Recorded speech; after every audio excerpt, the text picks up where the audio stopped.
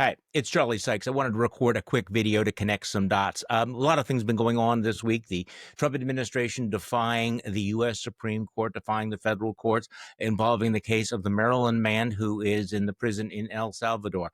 Also, President Trump obviously and openly weaponizing the IRS to go after Harvard. And in a story that needs a little bit more attention. The chairman of the FCC is going after Comcast because of the way they've been covering this, threatening to pull their license.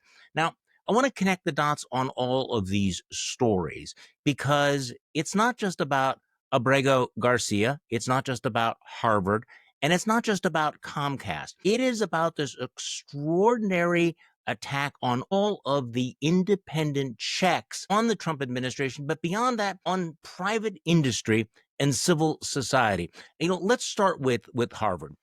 Look, I've been a longtime critic of higher education. There are a lot of reforms that I am in favor of, but what's happening right now ought to alarm everybody, not just people in higher education.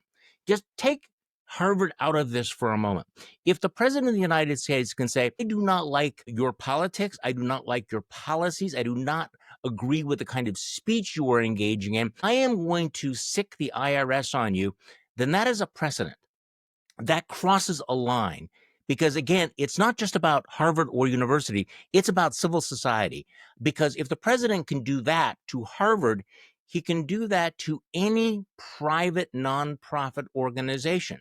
And I do think that conservatives used to understand this. Conservatives used to understand that the power of the federal government to tell people to retaliate against institutions, to tell people what to say, what not to say, is a dangerous precedent. So if the president can sic the IRS on Harvard, he can do it to any charity, any nonprofit, any foundation, any church in America.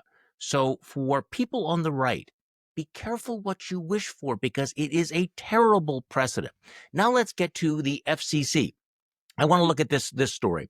The Federal Communications Commission chief, and his name is Carr, is blasting Comcast for the way they've been covering the immigration issue. This is what he wrote. The FCC chairman, Brendan Carr, wrote, Comcast outlets spent days misleading the American public, implying that Abrego Garcia was merely a law-abiding U.S. citizen, just a regular Maryland man. When the truth comes out, they ignore it. Carr said that Comcast, like all major media conglomerates that operate news divisions, knows that federal law requires its licensed operations to serve the public interest. News distortion doesn't cut it. Now, he's condemning NBC News and MSNBC. But again, this is not about Comcast. It's not about MSNBC. This is the chairman of the FCC essentially saying, and we're going to use the power of the government to tell you what to say and what not to say, the content of your news. If, in fact, he succeeds, think what it will do to freedom of the press in this country. If Donald Trump succeeds in using the IRS against Harvard, think of the implications for academic freedom. If Brendan Carr is able to cow and intimidate news outlets and television stations into using the administration's approved language, like, for example, the AP didn't call the Gulf of Mexico the Gulf of America, and you know what happened there. If he succeeds in doing that, think what it means for free speech. And if the administration gets away with renditioning Abrego Garcia, think what it means for due process. So I guess the summary is connect the dots.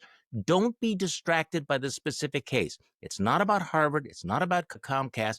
It's not about Abrego Garcia.